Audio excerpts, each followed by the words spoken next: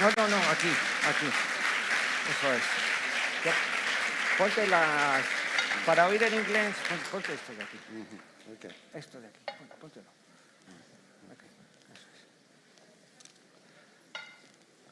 Buenas tardes. Gracias una vez más por venir a esta... Well, thank you very much for attending this session of Gutun Zuria. We have three guests. We have Mr. Kalifatidis, BASHKIM Sehu, and JHUMPA LAHIRI. She was supposed to do streaming with us, but she was too busy, and she sent a video instead.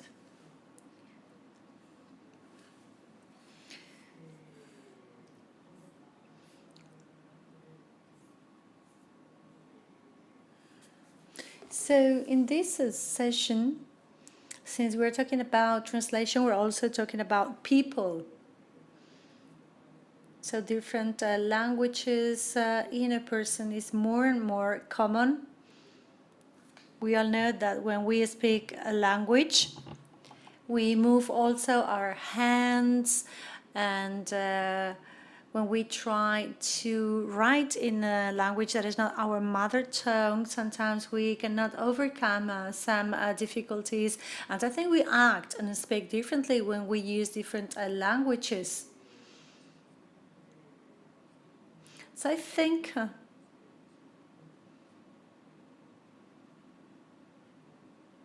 these words that are constantly translated, that do not only exist when we talk about films or books. This is also about translating experiences, the experiences of human beings. We have translated humankind for years and years. We've been in a constant process of translation. So we're going to have here like a Babel tower, different languages and different origins. Can you hear the translation, Mr. Kalifatidis? Do you hear me? Can you hear me? So we have LAHIRI. The interpreter of melody. She's from a Bengali family, so her mother tongue is Bengali language, but she was born in Great Britain and she was brought up in English. In a certain moment in time, she went to do a PhD degree in Italy. She fell in love with the sound of Italy, the sound that is so important. And then she, little by little, decided to learn and then decided to change her identity. And she then decided not only to speak Italian, even though that was difficult, so she explains very well in her book, In Other Words. She also decided to write in English, and after this book, Oltre Parole, then she writes everything in Italian, even though she lives in the States. Then we have also Theodore Califatidis, another example of a melting pot with many languages. He left in 1965 his country, Greece. Then he moved to Stockholm, as many other Greek people did, especially from his region, even though he was at the time already living in Athens. He learned Swedish as soon as possible and as good as possible, and he began publishing in Swedish, 30 books in Swedish, and many of them very successful, up until a moment when he got into this kind of blockage that sometimes happens to writers. He thought that maybe this was a sign I was not going to write anymore. But then he went back to Greece and he heard these boys representing Aeschylus' tragedy. And then it was like kind of a way for the Greek language to flow back to him. And then we've got also with us today BASHKIM SHEHU. He's translator of Buckman, Hanari, and many others. He wrote this book where he shares his experience in the Albanian jails, how he got to be friends. And he translates the experience of this friend after the experience of Walter Benjamin when Jobo committed suicide. So he lives in Barcelona for a while, since 1997. And he was at the time well hosted by the Parliament of Writers. Of course, he speaks Spanish, but he still writes in Albanian. So this is this kind of return trip that many of us do, and that is leading to this Babel Tower here in this session. So first of all, we're going to listen to the video by JHUMPA LAHIRI, and we sent her 4 questions. So how difficult, how many misunderstandings, and how much satisfaction hides the learning of a new language? Is there, what is the meaning of translation to her, and whether she's different when she's writing in Italian, in English, or in her mother tongue? With the other, right? The other language in this case, which then you realize is yourself. So a way of becoming the other.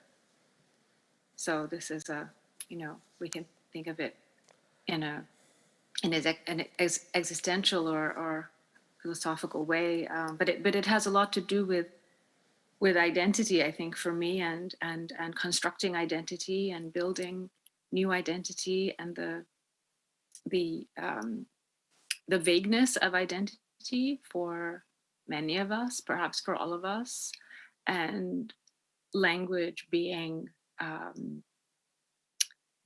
vehicle, being a way, a very direct and if you like,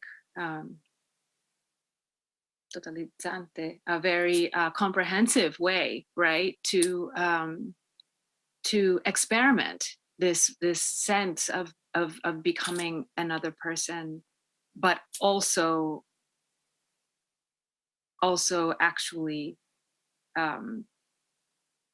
digging deeper into yourself, right, and feeling more comfortable with yourself, which was the case for me.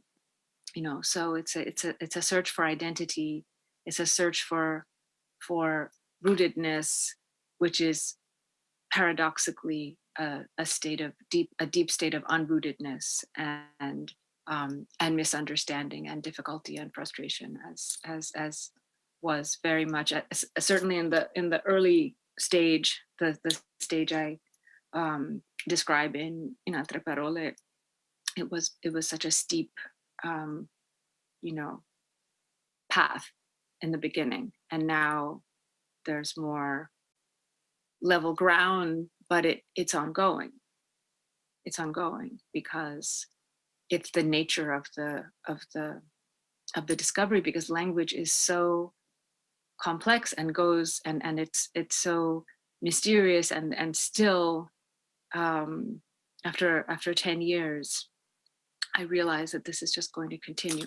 If I keep on this path, there's never going to be a point where the sense of difficulty and some frustration and some misunderstanding isn't part of the conversation, but that's part of what makes it interesting, is to be just both inside and outside of the linguistic universe.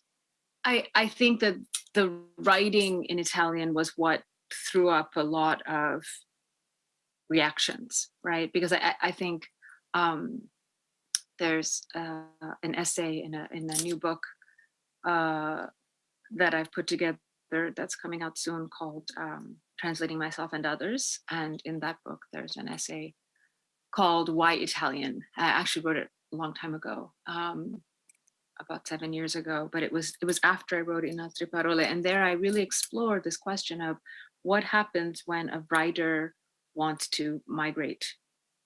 And in my case, you know, a writer already with some work in a previous language, because some writers simply go to a new language to discover their creativity, to discover their voice. And in my case, you know, I had created a body of work in English, and then I moved into a new language, and at that point it changes, because the whole process of learning a language and taking lessons and becoming more and more fluent, this is generally regarded as a very, you know, sort of admirable, good thing. You know, everybody says, oh, brava, okay. But the writing is a radical step. And it was in the writing, the deciding to write in Italian, that I felt more than ever an outsider. And more than ever, crossing a boundary I shouldn't be crossing. And I was aware of this from just my own feeling, and also from what people were saying to me and saying to me, you're crazy, you shouldn't do that.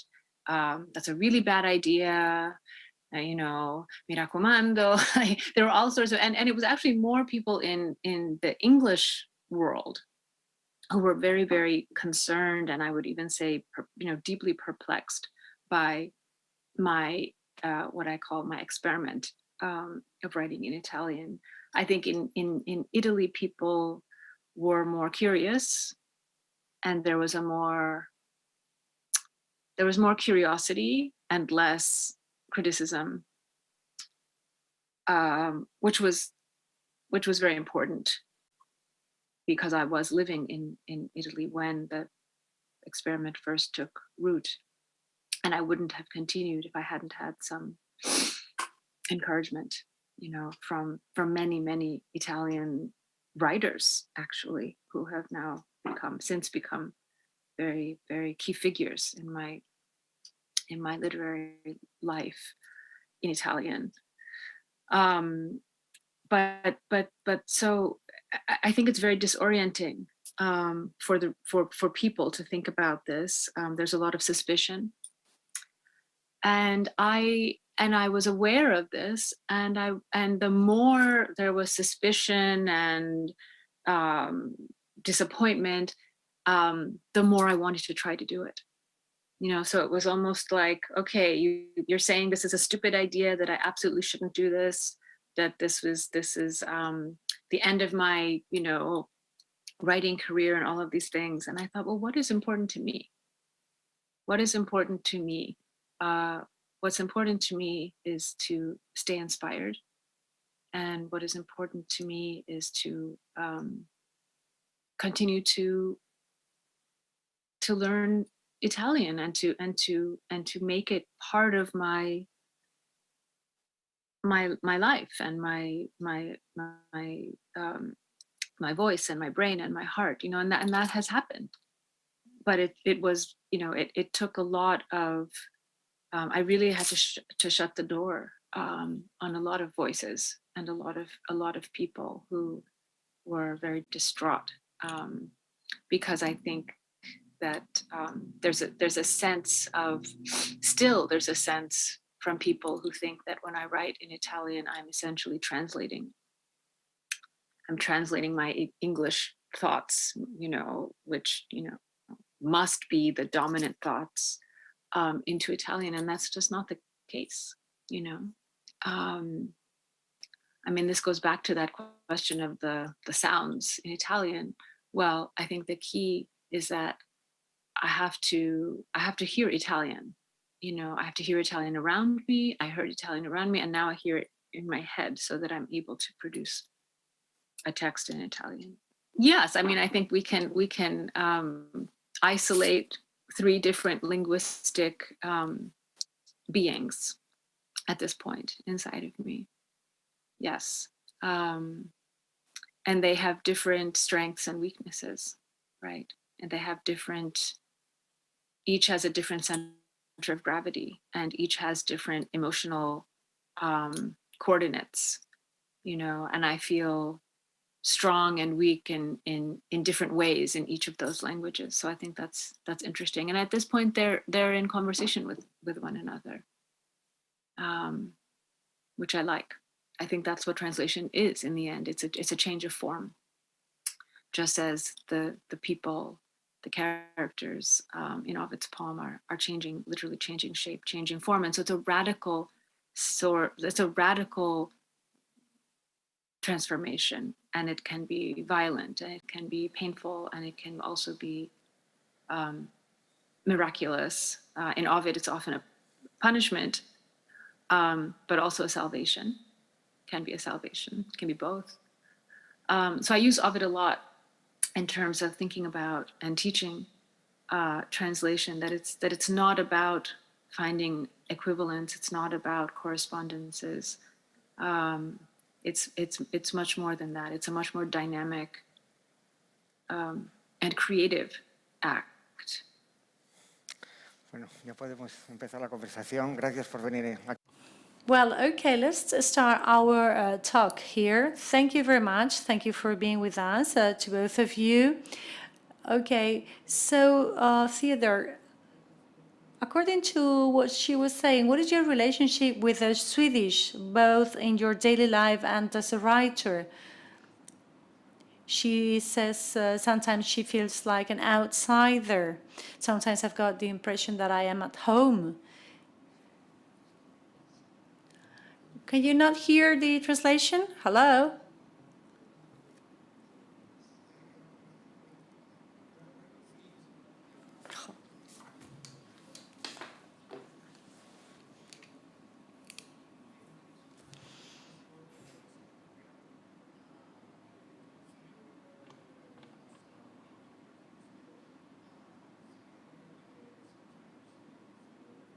Hello, can you not hear the translation? I think that to begin with, I would like to say that I have read 2 works of Mrs. Lahiri, and I admire them very, very much. So, but the situation between me, or rather between her and me, is enormously different. I left my country because I was forced to do so. I left my country because I could not find work, because I could not study, because I could do nothing, and my life was over in Greece. So at that moment I decided to leave my country and move to Sweden. And very often I get the question, why Sweden? Well, the answer is really very, very simple. At that time, that is 1964, Sweden was the only country in Europe that accepted work in emigration. To the States, it was impossible. You need a visa that you never had been a leftist or anything, so it was impossible. Australia was closed, and Germany was closed. The only place in Europe where you could move as an immigrant worker was Germany. So it was Sweden. So I did not choose Sweden. It was the only country open. and when I came to Sweden, I felt from the very beginning that I need the language. It was not a question of choice. I needed the language to survive. To survive, to begin with, in the everyday life, and then to survive as a human being, because, and we all know that. I mean, I could try to speak Spanish with you tonight, and maybe I could make myself understandable, but I would very often sound like a fool, and I'm not a fool.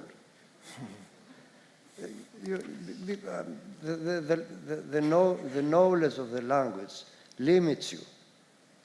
So I decided very immediately that I would learn Swedish, not because I needed it for the work, whatever that was. I mean, washing dishes was not very complex work. I started by cleaning potatoes and washing dishes. I did not need Swedish for that. As a matter of fact, we had a little Swedish language. The foreigners were working cleaning potatoes. It was 3 words: yes, no, and go to hell. And with these 3 words, we lived for months. But I needed the language to survive as a human being. I wanted to make myself understandable, not only to the one who gave me work, but also probably that day when I would fall in love with a girl. Probably she would be Swedish. And so it was, actually. And what do you say? I mean, you have to be able to express your feelings or to pray to your God. So I needed the language. It was not an experiment, which is not to diminish what Mrs. Lahiri said, but for me it was not an experiment, it was a need. And would that change me as a human being? No, not really. Not really.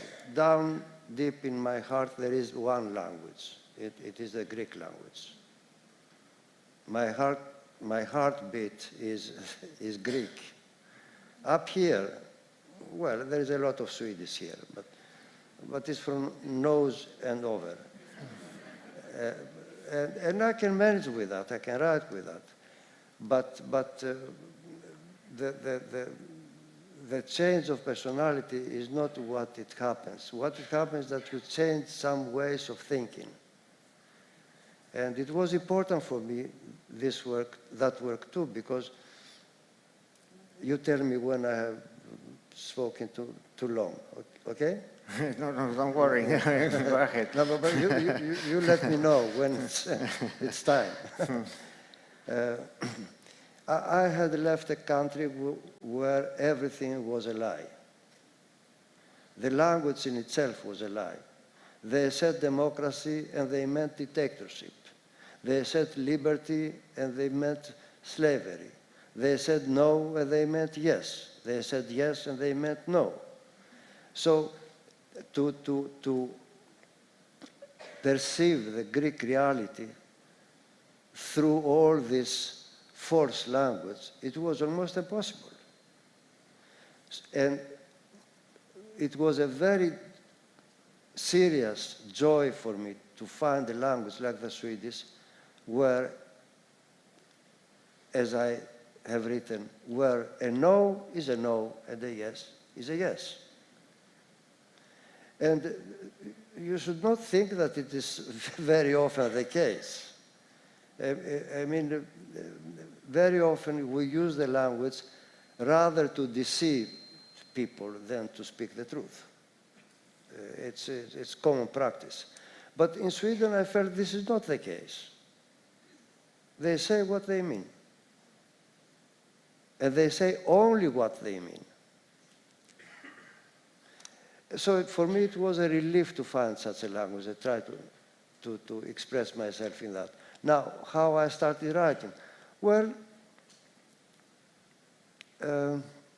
I did not really had the idea the idea of writing was not new. I have been writing since the very first day I could write my name down. It's like the definition of Haldor Laxness of a writer is when you can put your name down, then you are a writer. You make a statement. This is Theodore Califatidis. It's a big statement if you are 5 years old. And so the problem for me was if I could write in Swedish. And I did not really work for it. I just let it work for me. I was walking around, looking at the sky, looking at the people, looking at the sea, and let words came into my heart. Because I don't believe so much in learning through here. I think that learning is much more effective when it comes to the whole body. You let the vitrines of the shops teach you the language. You let the voice teach you the language. You let the eyes directed toward you learn the language. To feel the language was much more important than to learn the exact meaning of a word. And I could read the same way. I tried to read difficult Swedish writers with a lexicon, of course, but mostly because I want to hear the soul of the language. And all of a sudden, I had in my head Swedish verses. And I sat down and wrote them, and I sent them to the biggest publishing house in Sweden with orthographic wrongs and everything. And I said my name. And 3 days later, I got a letter, young men come by our office, will sign a contract. That was starting writing in Swedish. I mean, I never felt it was a complicated process. That's what I'm trying to say. It was something I needed. So it was not an intellectual process. It was mostly corporal process. To find myself in the Swedish language and to let the Swedish language occupy my soul. That was the problem. Bashkim, bueno, tú eres traductor de muchas. You translate many languages, Spanish, Catalan, English, that I can think of, into Albanian. So I think in your head flow many different words with similar meaning, but you've been loyal to Albanian as your writing language after you've been many years abroad. Also, you had a very difficult life experience. You've been in jail in Albania, and maybe that might have sort of pushed you to do something else or emotionally find a distance with your country. How do you do it to sort of remain in that Albanian home of yours? I think it is possible to keep your mother tongue because that is the language in which I write better. I could write in English, in French, or in Spanish. I can write an article for the newspaper, an essay, things that are analytical. But in order to write literature, I think I would lower the level of the language I would be using. Maybe I would reach a larger audience. But when I am writing, I am not thinking about the readers. Only when I publish the book, I think of them. When I am writing, I do not think of readers for two main reasons. First, to respect myself as a writer, and then, maybe this is a paradox to you, because I respect my readers. Sometimes truth looks like a paradox. Let me explain this. Respect to myself. When I start writing, I do not write for other people to like it, people I don't know. That will be betraying myself as a writer. I try to write what really flows from my soul, my psyche, you call it whatever, from my guts, from my body, as Theodore said, you know. I want to be loyal to that. But at the same time, I want to pay respect to my readers. Out of respect to my readers.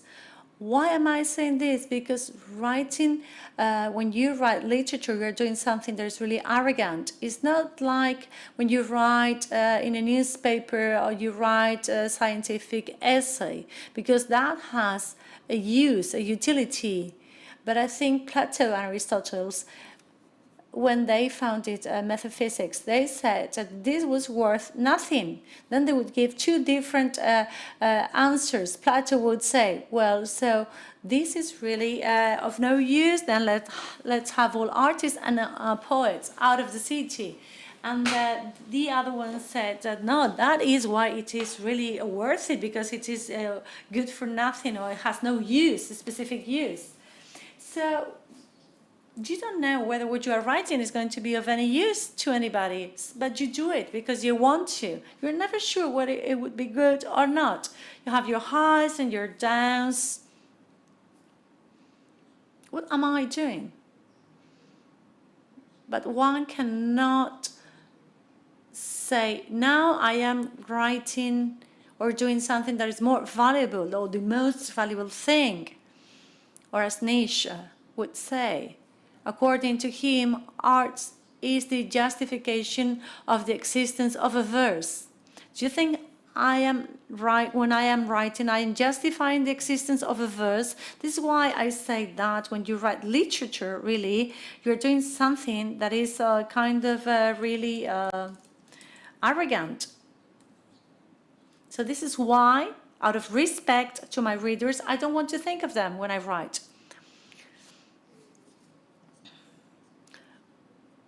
I think you often travel to Tirana. Now that you've been for many years away from Albany, do you find a new language? I mean, do you think the language has changed according to the history of your country, according to the evolution of technologies, according to people's lives? Is your Albanian, your Albanian is the same that you now find again or still in the streets of Albany? No, I never had that language anyway, even when I lived there.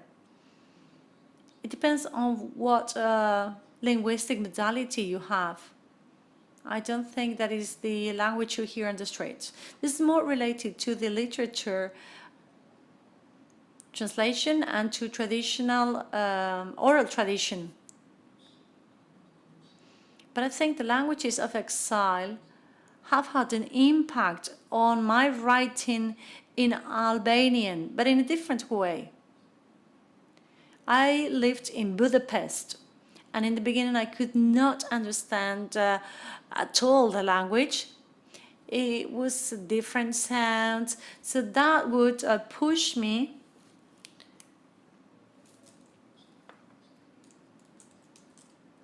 to only pay attention to the musicality of the Hungarian language. Now let's talk about Spanish. I've been living here in Barcelona for years, and this is the first language that I've learned when I was already a writer. My mother tongue, another Eastern languages that I've learned, I learned them when I was a kid. So Spanish is the first language that I've learned already when I was already a writer.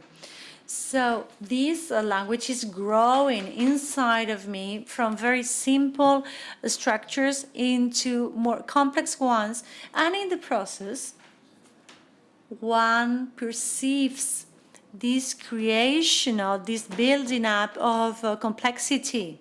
And this is making my literary word like more fluid. Theodore, can you hear me now? Yes? Yes, I have a question for you. Yeah? Yes? Yes, yes. Okay.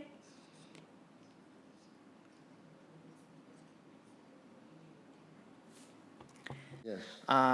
If you found another Greek, different from what you, the language that you left, because, Yes, the country was different. Because living in Sweden for so many years, then it changes. Not basically, I mean, you don't become another person, but you get other habits. For example, you find yourself picking up a queue number when you wait to buy things. You never do that in Greece. If there is a queue, you do like that. But it's not changing personality. It's just a tactic. No, but the country was different, and I was different. I left a city of, well, something around 300,000 of inhabitants, and now I find a city of 5 million. I mean, you cannot take a walk any longer. The main entertainment when we were young was just taking walks, long walks, for hours, holding hands. And that was the only entertainment we had. Now you cannot walk because it's so crowded everywhere. At the same time, I have very often needed to answer, I have been obliged to answer that question: how can you write in another language? No one can. Only pigs, had said a certain critic. Only pigs can write in another language than their own native language. I think it's foolish, because after all, language is not something in itself only. It has also certain meanings. And on this point, I'm actually more interested in thinking than in writing beautifully or elegantly or whatever you want. I care very much about what I want to say, and less how to say that. This will come. If what I have to say has a quality in it, then it will come out in writing. I don't go the other way around. I begin by the idea. I begin by what do you want to say, little Theodore, to the world? I want to say that, and I say that. And this is my way of writing, and I don't have any other way. And I know that BASHKIM was referring to Plato and Aristotle, and you know all the story about the cave where we just see the flames and not a thing in itself. That is all our language, a kind of translating, not translating the word, translating what we perceive here and make it language. And in this sense, I'm a Platonian. I try to find out what is in my head and make it into words. And also it has to do with my origin from Greece in a very significant way. We always inherit, all of us, either we want it or not, we inherit some values, some stylistic values. Somebody likes abundance of language, somebody likes the simplicity of language. And in the area of Greece where I come from is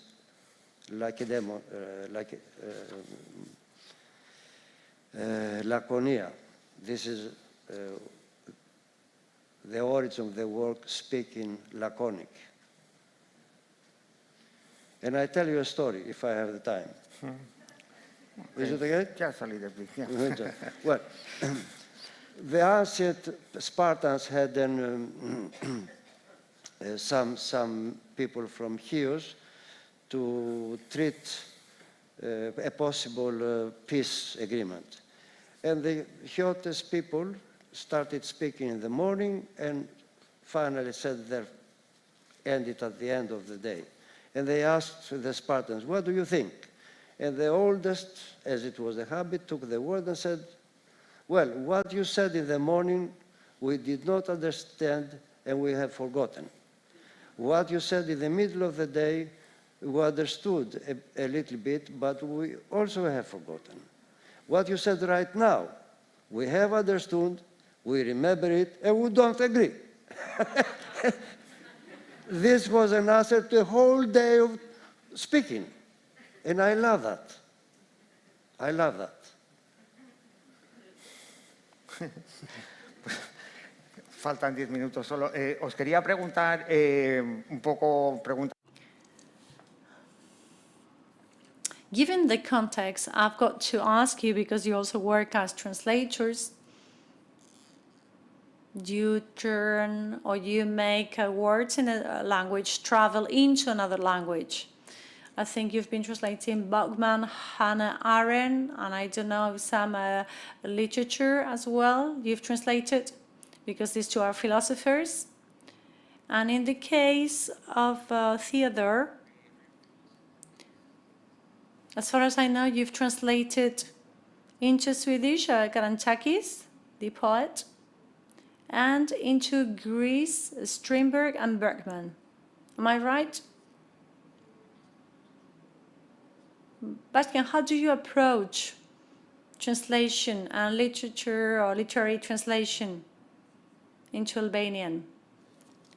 I began translating in 1994, first philosophy, political sciences and humanities, and less literature. Now I do more literary and less of the other. And it's not because of my choice, it's because that's what I get.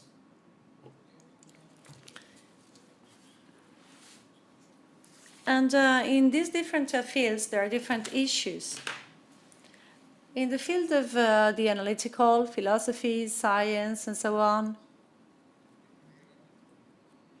I had an issue with terminology, because those writers did not exist, or humanities and political sciences and social sciences from mid-19th century up until now were forbidden in my country. And we got few inputs from the classics. So we were missing that terminology. And that was the issue.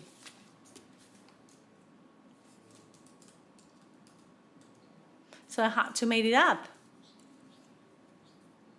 And sometimes I had to translate that into another language. I was translating a book of philosophy or science, and there was the word proposal. This was an American researcher, and he belonged to the Anglo-Saxon Analytical Philosophy School. So I asked a professor, philosophy professor in Albania. He could not give me a satisfying answer. Then I asked a translator, a friend of mine, that he translated the Quixote into Albanian. He knows many languages, and he's a very boring person, but he knew very much about philosophy.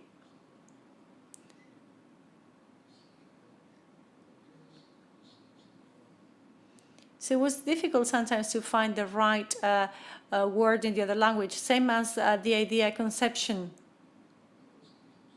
Because conception is the thing, it is also how you conceive it. And there are two different words for that in Albania. And one of them I had to make it up. Then in literary translation, that is something else. To me, there the issue, the most important issue is to translate the style of the writer, not only to give the meaning of the language, of the phrase, that is the semantic unit, I think, when you translate, but also to be loyal to the writer's style and not to translate my own style. I mean, not just do how would I have written this. And I think I am good at working at different literary levels, so I can adapt to different authors or writers. And I'm not trying here to be fakely modest.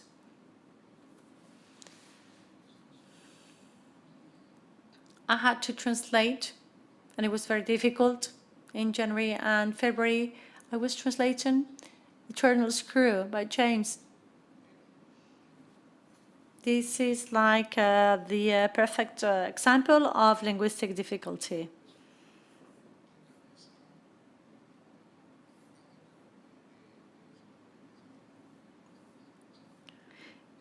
So you have to translate the style. And then also the other issue in literary translation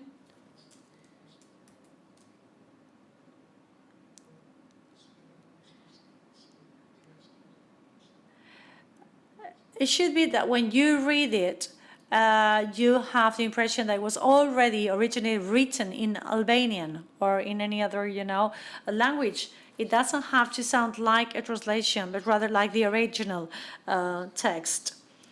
This is like walking alone on the desert.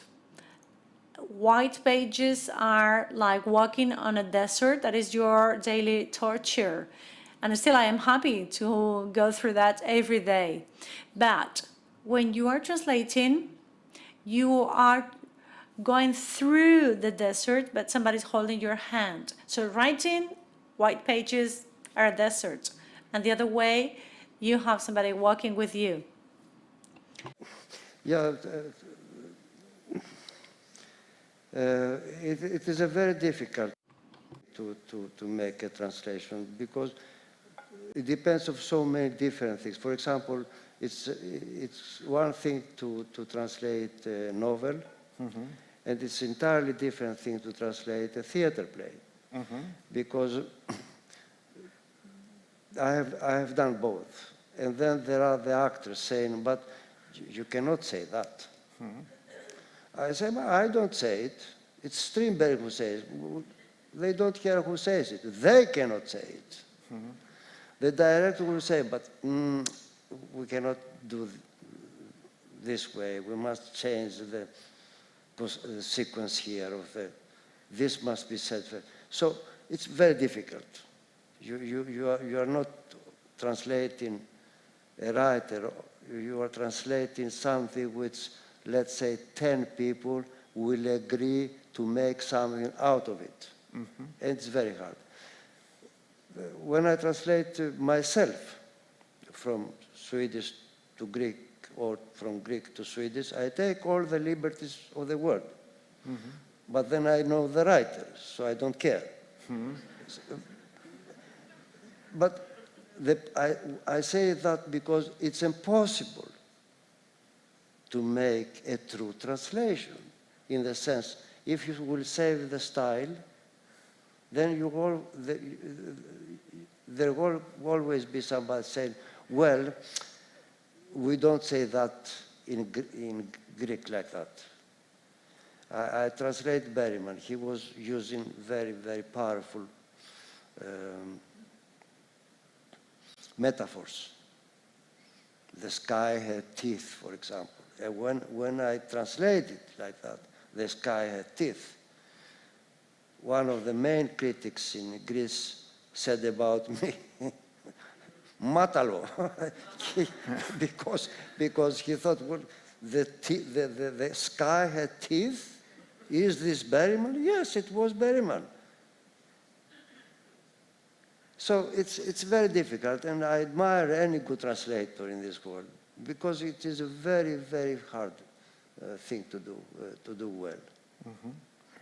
Bueno, pues nos quedan 37 segundos. Podemos pasar ya a las preguntas y todas las preguntas que queráis. Tenemos 10 minutos para contestarlas, así que... So let's start the Q&A. We've got 10 minutes for questions and answers. Please fire out. Theodore, are you following the translation? Can you hear me? Es que no hay ninguna...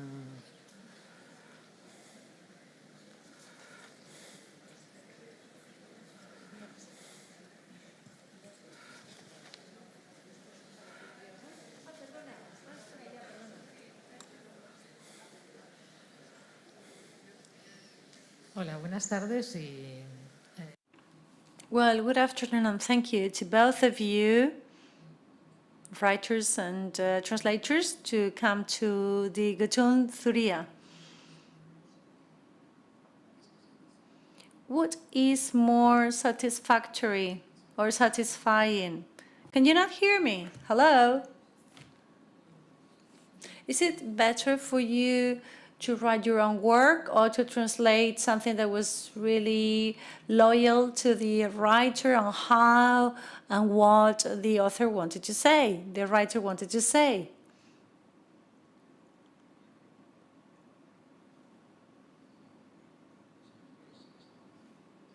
I think writing is more difficult.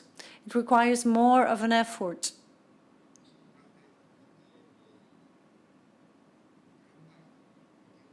This is why most of the time when you're writing, or at least that is my case, I do not enjoy it.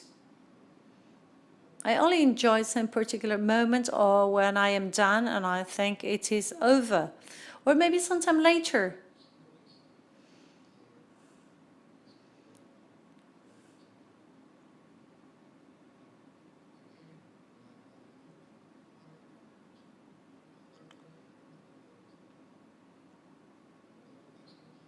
So when I write and then sometime later I still think that that work of mine is okay, it's well done, then is when I enjoy.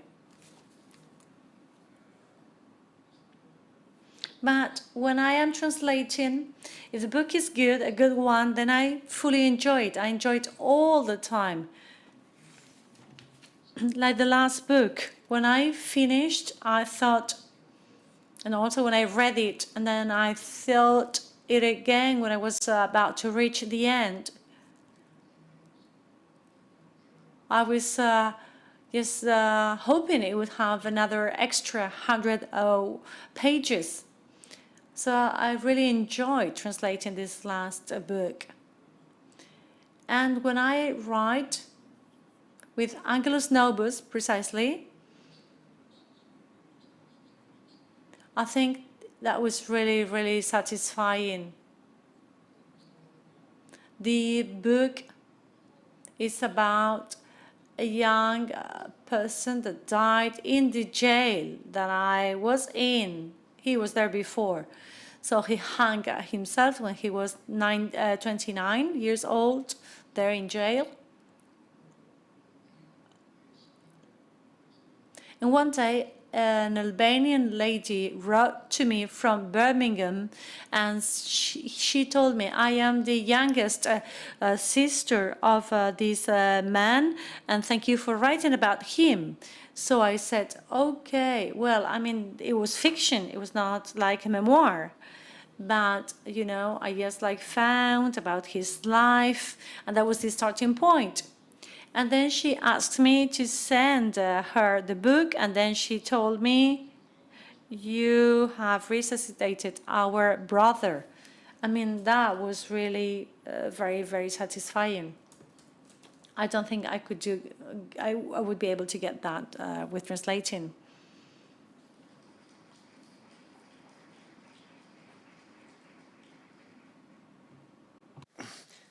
Well, I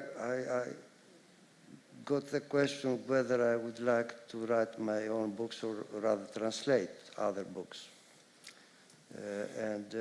It's a good question, but it's too late for me to ask that kind of question. I have written already 40 novels, and I'm sorry, but I think if I have something to write, I prefer to write it. Translating I can do as long as I live, and I have my mind left. But no, my first choice is, of course, my own writing. No question about that. Nos queda tiempo para otra pregunta, si tenéis. Sí, yo lo único. Last question. Well, thank you very much.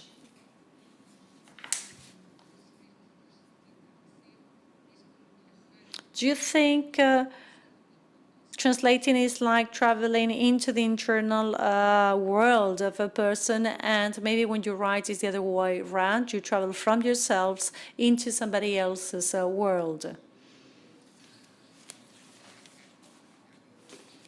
Uno mismo. I think that trip into somebody else's is also your own trip, and the other is answering back somehow. Or at least you've got this illusion that they are answering to you.